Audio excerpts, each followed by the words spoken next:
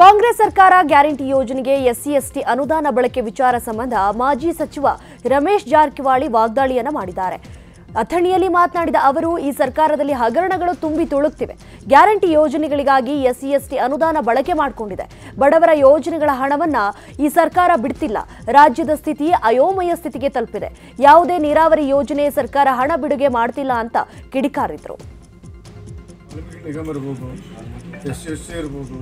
ಎಲ್ಲರನ್ನ ಡೈವರ್ಟ್ ಮಾಡಿ ಒಂದು ಸುಮ್ಮನೆ ಗ್ಯಾರಂಟಿಗೋಸ್ಕರ ಅನುದಾನ ಶಿಫ್ಟ್ ಮಾಡಿದ್ರೆ ಎಲ್ಲ ಅಭಿವೃದ್ಧಿ ಕುಂಠಿತ ಆಗಿದೆ.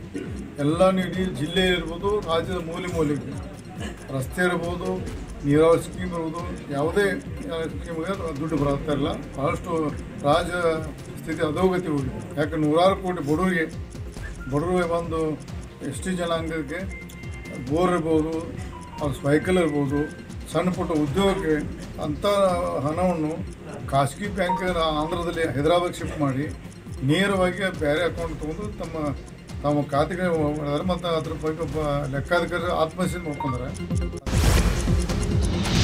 ರೇಣುಕಾಸ್ವಾಮಿ ಕೊಲೆ ಕೇಸಲ್ಲಿ ನಟ ದರ್ಶನ್ ಬಂಧನ ಆಗಿ ಇಂದಿಗೆ ಬರೋಬ್ಬರಿ 1 ತಿಂಗಳು. ಜೂನ್ 11ನೇ ತಾರೀಕು ಮೈಸೂರಲ್ಲಿ ದರ್ಶನ್ ಅರೆಸ್ಟ್ ಆಗಿತ್ತು. ವಿಚಾರಣೆ ಸಾಕ್ಷ್ಯಗಳ ಸಂಗ್ರಹ ಬಳಿಕ ದರ್ಶನ್ ಆರೋಪಿ ಅನ್ನೋದು ದೃಢ ಆಯಿತು. ಕೇಸಲ್ಲಿ 180 ಸಾಕ್ಷ್ಯಗಳನ್ನು ಪೊಲೀಸರು ಸಂಗ್ರಹ ಮಾಡಿದ್ದಾರೆ.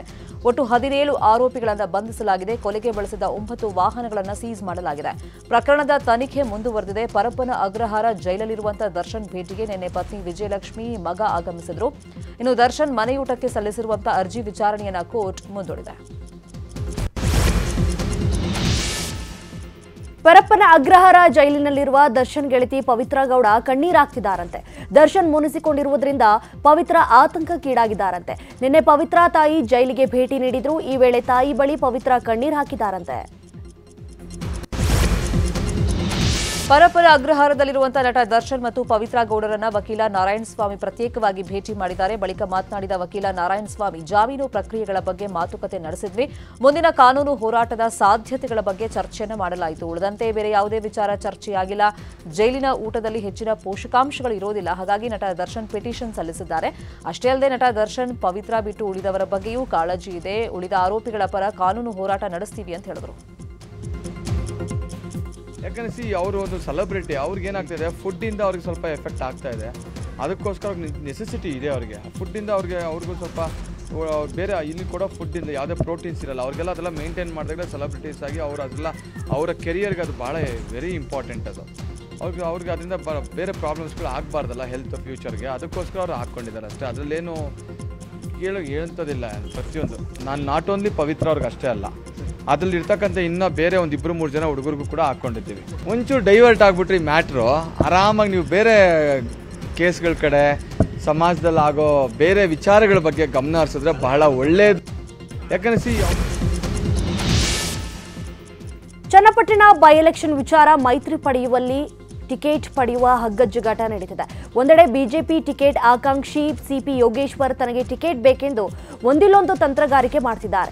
ಇನ್ನೊಂದು ಕಡೆ ಚನ್ನಪಟ್ಟಣ ಜೆಡಿಎಸ್ ತಾಲೂಕು ಅಧ್ಯಕ್ಷ ಎಚ್.ಸಿ. ಜಯಮುತ್ತು ಒಕ್ಕಲಿಗ ಸಂಘದ ವಿಚಾರವಾಗಿ ಚರ್ಚೆ ನಡೆಸಿದರು. ಬಳಿಕ ಚನ್ನಪಟ್ಟಣವನ್ನ ಜೆಡಿಎಸ್ ಚಿಹ್ನೆಗೆ ಉಳಿಸಿಕೊಳ್ಳಲು ದೆಹಲಿಯಲ್ಲಿ ಕೇಂದ್ರ ಸಚಿವ ಎಚ್.ಡಿ. ಕುಮಾರಸ್ವಾಮಿಯವರನ್ನ ಭೇಟಿ ಮಾಡಿ ಅರ್ಧ ಗಂಟೆಗೂ ಹೆಚ್ಚು ಕಾಲ ಚನ್ನಪಟ್ಟಣ ಬೈ ಎಲೆಕ್ಷನ್ ಬಗ್ಗೆ ಚರ್ಚೆಯನ್ನ ನಡೆಸಿದ್ದಾರೆ. ಎಚ್ಡಿಕೆ ನಿರ್ಧಾರವೇ ಅಂತಿಮ ಅನ್ನಲಾಗ್ತಿದೆ. ಎಚ್ಡಿಕೆ ನಿರ್ಧಾರವೇ ಅಂತಿಮ ಎನ್ನಲಾಗ್ತಿದೆ. 2013ರ ವಿಧಾನಸಭೆ ಎಲೆಕ್ಷನ್ನಲ್ಲಿ ತಪ್ಪು ಅಫಿಡವಿಟ್ ಆರೋಪ ಸಂಬಂಧ ಸಿಎಂ ಸಿದ್ದರಾಮಯ್ಯ ವಿರುದ್ಧ ಚುನಾವಣಾ ಆಯೋಗಕ್ಕೆ ದೂರನ್ನ ಸಲ್ಲಿಕೆ ಮಾಡಲಾಗಿದೆ. ಸಾಮಾಜಿಕ ಕಾರ್ಯಕರ್ತ ಟಿಜೆ ಅಬ್ರಹಾಂ ಚುನಾವಣಾ ಆಯೋಗಕ್ಕೆ ದೂರನ್ನು ಕೊಟ್ಟಿದ್ದಾರೆ. ಜನಪ್ರತಿನಿಧಿಗಳ ಕಾಯ್ದೆ ಅನ್ವಯ ಕ್ರಮ ಕೈಗೊಳ್ಳುವಂತೆ ದೂರು ಸಲ್ಲಿಸಿದ್ದು ಬಿಎನ್ಎಸ್ ಕಲಂ 227, 229, 231, 236 ಅಡಿಯಲ್ಲಿ ಕ್ರಮಕ್ಕೆ ಟಿಜೆ ಅಬ್ರಹಾಂ ದೂರನ್ನು ಕೊಟ್ಟಿದ್ದಾರೆ. ಡ್ರಾಪ್ ಕೇಳಿದ ಬಾಲಕಿ ಮೇಲೆ ಗ್ಯಾಂಗ್ ರೇಪ್ ಮಾಡಿರುವ ಘಟನೆ ಕೊಡಗಿನ ಪೊನ್ನಂಪೇಟೆಯ ಕುಟ್ಟ ಬಳಿ ನಡೆದಿದೆ. ಮತ್ತೋರ್ವ ಬಾಲಕಿ ಮೇಲೆ ಅತ್ಯಾಚಾರಕ್ಕೆ ಯತ್ನಿಸಲಾಗಿದೆ. ಬಾಲಕಿಯರು ನಡೆದುಕೊಂಡು ಹೋಗ್ತಿದ್ದಾಗ ನಾಗರಹೊಳೆಗೆ ಡ್ರಾಪ್ ಕೇಳಿದ್ರು. ಕಿರಾತಕರು 5 ಮಂದಿ ಬಾಲಕಿಯರನ್ನ ಮಾರುತಿ 800 ಕಾರು ಹತ್ತಿಸಿಕೊಂಡಿದ್ದಾರೆ. ಬಳಿಕ ಕಾಫಿ ತೋಟದಲ್ಲಿ ಓರ್ವಳ ಮೇಲೆ ನವೀಂದ್ರ, ಅಕ್ಷಯ್ ಎಂಬುವರು ಅತ್ಯಾಚಾರ ಮಾಡಿದ್ದಾರೆ. ಮತ್ತೋರ್ವ ಬಾಲಕಿ ಮೇಲೆ ರಾಹುಲ್, ಮನು, ಸಂದೀಪ್ ಎಂಬುವರು ಅತ್ಯಾಚಾರಕ್ಕೆ ಯತ್ನಿಸಿದ್ದಾರೆ. ಈ ಬಗ್ಗೆ ಕುಟ್ಟ ಠಾಣೆಯಲ್ಲಿ ಪ್ರಕರಣ ದಾಖಲಾಗಿದ್ದು ಪೊಲೀಸರು 5ರನ್ನ ಅರೆಸ್ಟ್ ಮಾಡಿದ್ದಾರೆ. ರಾಜ್ಯದಲ್ಲಿ ನಿನ್ನೆ ಒಂದೇ ದಿನ 293 ಡೆಂಗಿ ಪ್ರಕರಣ ಪತ್ತೆಯಾಗಿದ್ದು ಒಟ್ಟು ಪ್ರಕರಣಗಳ ಸಂಖ್ಯೆ 7,840ಕ್ಕೆ ಏರಿಕೆಯಾಗಿದೆ. ಬಿಬಿಎಂಪಿ ವ್ಯಾಪ್ತಿಯಲ್ಲಿ 24 ಗಂಟೆಯಲ್ಲಿ 118 ಡೆಂಗಿ ಕೇಸ್ ಪತ್ತೆಯಾಗಿದ್ದು ಈವರೆಗೆ ಬಿಬಿಎಂಪಿ ವ್ಯಾಪ್ತಿಯಲ್ಲಿ 2,292 ಕೇಸ್ ದಾಖಲಾಗಿದೆ. ನಿನ್ನೆ 1 ರಿಂದ 18 ವರ್ಷದ 101 ಮಕ್ಕಳಲ್ಲಿ ಡೇಂಜರ್ ಡೆಂಗಿ ಪತ್ತೆಯಾಗಿದ್ದು ಇದುವರೆಗೆ ರಾಜ್ಯದಲ್ಲಿ 2,741 ಮಕ್ಕಳಲ್ಲಿ ಡೆಂಗಿ ಕಾಣಿಸಿಕೊಂಡಿದೆ. 18 ವರ್ಷ ಮೇಲ್ಪಟ್ಟ 4,960 ಮಂದಿಗೆ ಡೆಂಗಿ ದೃಢಪಟ್ಟಿದೆ. ಡೆಂಗಿ ಪ್ರಕರಣಗಳು ಹೆಚ್ಚಳವಾಗುತ್ತಿರುವ ಹಿನ್ನೆಲೆಯಲ್ಲಿ ಬೀದರ್ ಜಿಲ್ಲಾ ಉಸ್ತುವಾರಿ ಸಚಿವ ಈಶ್ವರ್ ಖಂಡ್ರೆ ಬ್ರಿಮ್ಸ್ ಆಸ್ಪತ್ರೆಗೆ ಭೇಟಿ ನೀಡಿದರು. ಡೆಂಗಿ ಕಾಯಿಲೆಯಿಂದ ಬಳಲುತ್ತಿರುವ ರೋಗಿಗಳ ಆರೋಗ್ಯ ವಿಚಾರಿಸಿದರು. ಈ ವೇಳೆ ಮಾತನಾಡಿದ ಈಶ್ವರ್ ಖಂಡ್ರೆ, ಬೀದರ್ ಜಿಲ್ಲೆಯಲ್ಲಿ ಇಲ್ಲಿಯವರೆಗೆ 63 ಪ್ರಕರಣಗಳು ಪತ್ತೆಯಾಗಿವೆ. ಯಾವುದೇ ಸಾವು ನೋವು ಸಂಭವಿಸಿಲ್ಲ. ಡೆಂಗಿ ನಿಯಂತ್ರಣಕ್ಕೆ ಆರೋಗ್ಯ ಇಲಾಖೆಯ ಜೊತೆಗೆ ಜಿಲ್ಲಾಡಳಿತ ಸಂಪೂರ್ಣ ಸಜ್ಜಾಗಿದೆ. ಜನರು ಆತಂಕ ಪಡುವ ಅಗತ್ಯವಿಲ್ಲ ಅಂತ ಸಚಿವ ಈಶ್ವರ್ ಖಂಡ್ರೆ ಹೇಳಿದ್ದಾರೆ. ಕರಾವಳಿ ಹೊರತುಪಡಿಸಿ ರಾಜ್ಯದ ಉಳಿದ ಕಡೆ ಸ್ವಲ್ಪ ಮಟ್ಟಿಗೆ ಮಳೆಯ ಅಬ್ಬರ ಕಡಿಮೆಯಾಗಿದೆ. ಜುಲೈ 12ರಿಂದ ಉತ್ತರ ಒಳನಾಡಿನಲ್ಲಿ ಹಾಗೂ ಜುಲೈ 13ರಿಂದ ಮಲೆನಾಡು ಜಿಲ್ಲೆಗಳಲ್ಲಿ ಚುರುಕುಗೊಳ್ಳಲಿದೆ ಅಂತ ಹವಾಮಾನ ಇಲಾಖೆ ಮುನ್ಸೂಚನೆ ಕೊಟ್ಟಿದೆ. ಉಡುಪಿ, ದಕ್ಷಿಣ ಕನ್ನಡ, ಉತ್ತರ ಕನ್ನಡ ಜಿಲ್ಲೆಗಳಲ್ಲಿ ಮುಂದಿನ 2 ದಿನ 6 ರಿಂದ 12 ಸೆಂಟಿಮೀಟರ್ನವರೆಗೆ ಮಳೆ ಸುರಿಯುವಂತ ಸಾಧ್ಯತೆ ಇದೆ.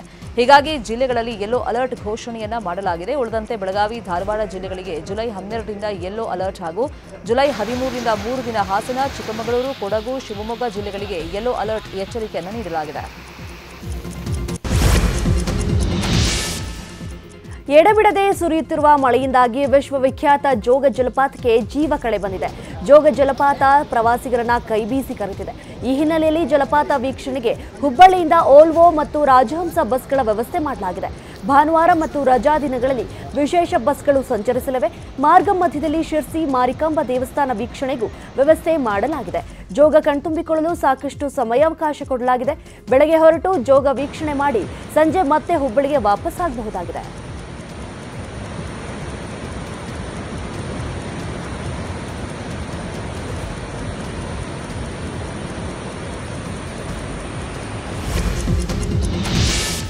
ಬಿಹಾರದಲ್ಲಿ ಭಾರೀ ಮಳೆಯಿಂದಾಗಿ ಮತ್ತೊಂದು ಸೇತುವೆ ಕುಸಿದಿದೆ. ಕೇವಲ 15 ದಿನಗಳಲ್ಲಿ ರಾಜ್ಯದಲ್ಲಿ 10 ಸೇತುವೆಗಳು ಕುಸಿದು ಬಿದ್ದಿವೆ. 15 ವರ್ಷಗಳ ಹಿಂದೆ ನಿರ್ಮಿಸಿದ್ದ ಸೇತುವೆಯೊಂದು ಏಕಾಏಕಿ ಕುಸಿದಿದೆ. ಬನೇಯಾಪುರ ಬ್ಲಾಕ್ನಲ್ಲಿದ್ದ ಗಂಡಕಿ ನದಿಯ ಮೇಲಿನ ಸಣ್ಣ ಸೇತುವೆ ಕುಸಿದಿದೆ. ಈ ಸೇತುವೆ ಸರನ್ನ ಹಲವಾರು ಹಳ್ಳಿಗಳನ್ನ ನೆರೆಯ ಸಿವಾನ್ ಜಿಲ್ಲೆಯೊಂದಿಗೆ ಸಂಪರ್ಕ ಮಾಡ್ತಾ ಇತ್ತು. ಆದರೆ ಇದ್ದಕ್ಕಿದ್ದಂತೆ ಈ ಕಿರು ಸೇತುವೆಗಳು ಕುಸಿದಿದ್ದು ವಾಹನಗಳಾಗಲಿ ಜನರು ಯಾರು ಓಡಾಟ ಮಾಡುವಂತಿಲ್ಲ. ಅದೃಷ್ಟವಶಾತ್ ಘಟನೆಯಲ್ಲಿ ಯಾವುದೇ ಪ್ರಾಣಹಾನಿ ಸಂಭವಿಸಿಲ್ಲ.